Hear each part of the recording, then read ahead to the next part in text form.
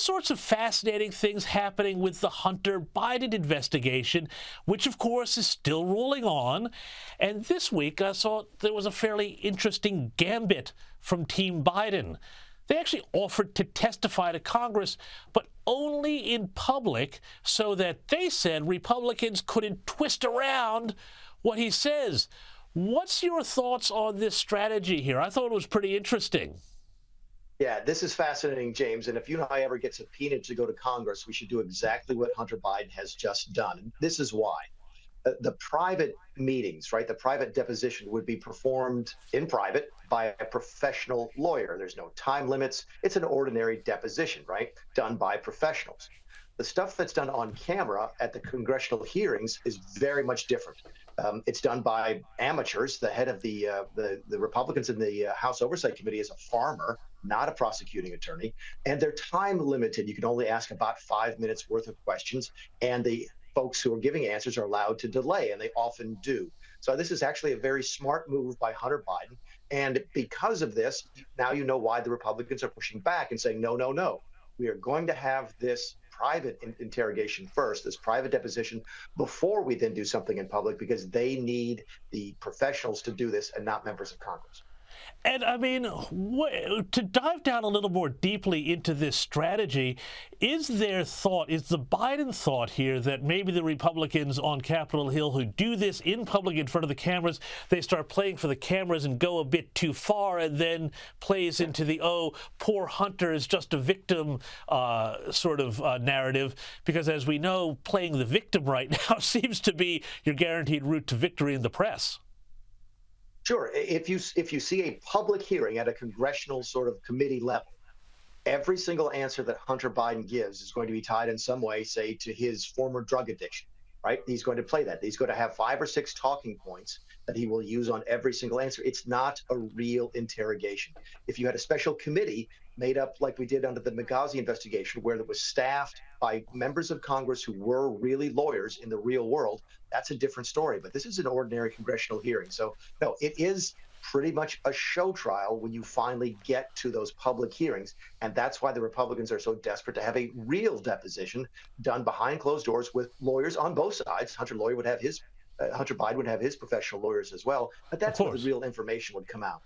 So can Congress essentially compel them to do that, to go down that road? And if they do, does then the narrative become, oh, look, they're afraid to do this in public because they're a bunch of big, mean Republican bullies? Yeah, that's sort of the quandary the Republicans face right now, which is that, yes, they could try to enforce the subpoena and to refer Hunter Biden to the Department of Justice for not abiding by the subpoena. And that's how the system would work. But who runs the Department of Justice right now? Hunter Biden's dad. So it's very unlikely that the Democrat Department of Justice would enforce a subpoena issued by the House Republican Oversight Committee. This is the same thing that we faced, James, back a decade ago when we tried to get the Attorney General to show up to talk about various things that the Department of Justice was doing. The Department of Justice, he didn't abide by our subpoena at the time, and it was his actual agency that refused to enforce the subpoena against himself. So you do get that situation here when you've got one party in control of the House and another party in control of the White House. Well, it's all pretty messy, Mick, but it really is sort of a case of subpoenas at 10 paces here, because, you know, we had Special Counsel Jack Smith's comprehensive search warrant for information released this week related to President Donald Trump's Twitter account. Now, this I thought was amazing, and I don't know if this is just simply normal procedure, but they sought his search history, his drafted tweets, his blocks and disputes, but also what I found fascinating, everybody who followed him, everybody he followed, and they wanted a list of everybody who ever retweeted, essentially, anything from the former president's Twitter account, almost like they were trying to kind of create some sort of social media profile of MAGA Twitter, MAGA America. What was your reaction? Because a lot of people on Twitter said this looks kind of sinister.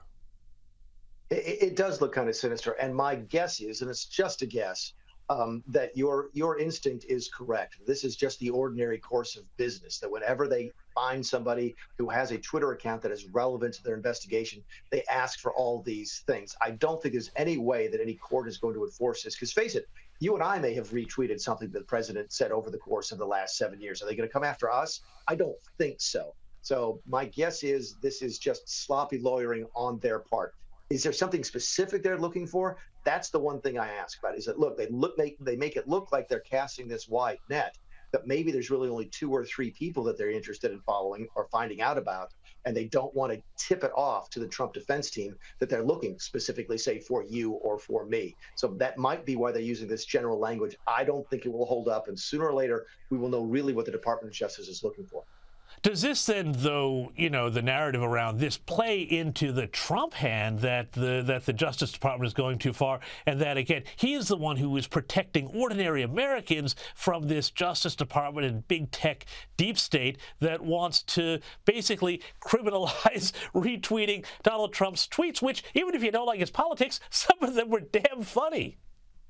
Yeah, you're absolutely right. If you're asking yourself, if your question implies whether or not Donald Trump is a better politician than Jack Smith, the answer is yes.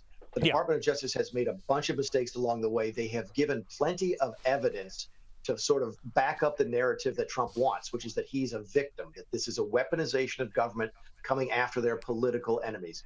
They have given plenty of fuel to that fire, and this is not just the first example. Going back to the very first raid on Mar-a-Lago, which is what now? More than a year ago, you and I talked about that. This just looked bad. The Department of Justice is losing the political battle here. It's one of the reasons you've seen Donald Trump skyrocket in the Republican primaries, as he's managed to turn what you might ordinarily think would be a negative into a political positive. He's a better politician than the folks at the Department of Justice. That should surprise nobody.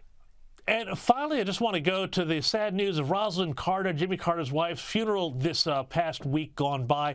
Joe Biden was joined there on Air Force One going to the event by Michelle Obama, Hillary Clinton, and Bill Clinton on Air Force One. Interestingly, though, Barack Obama, I think he stayed behind in Washington. Was he left behind just to sort of run the show while everybody was off at the funeral? Yeah, the speculation here in Washington, D.C., and I imagine it's made its way across the Pacific, is that this is part of the scheme to sort of promote Michelle Obama as the potential replacement for Joe Biden in the 2024 election. Here's what I can say about that. I don't know the Obamas. I've only met President Obama twice, which is saying something, by the way, as to how aloof he was, but that's another story for another day. All the Democrats I know who do know the Obamas and know them well say that she has absolutely zero interest in doing this. They feel like they have done their public service. They are fabulously, fabulously wealthy right now, and they have their privacy. And there's very little interest. There's zero interest on the part of Michelle Obama into coming and running in 2024. So I'm not sure why Barack was not there, but I'm pretty sure this doesn't have anything to do with Michelle Obama replacing Joe Biden on the Democrat ticket in 2024. Well, Mick Mulvaney, that's a relief. Thank you so much for joining us again on the U.S. Report.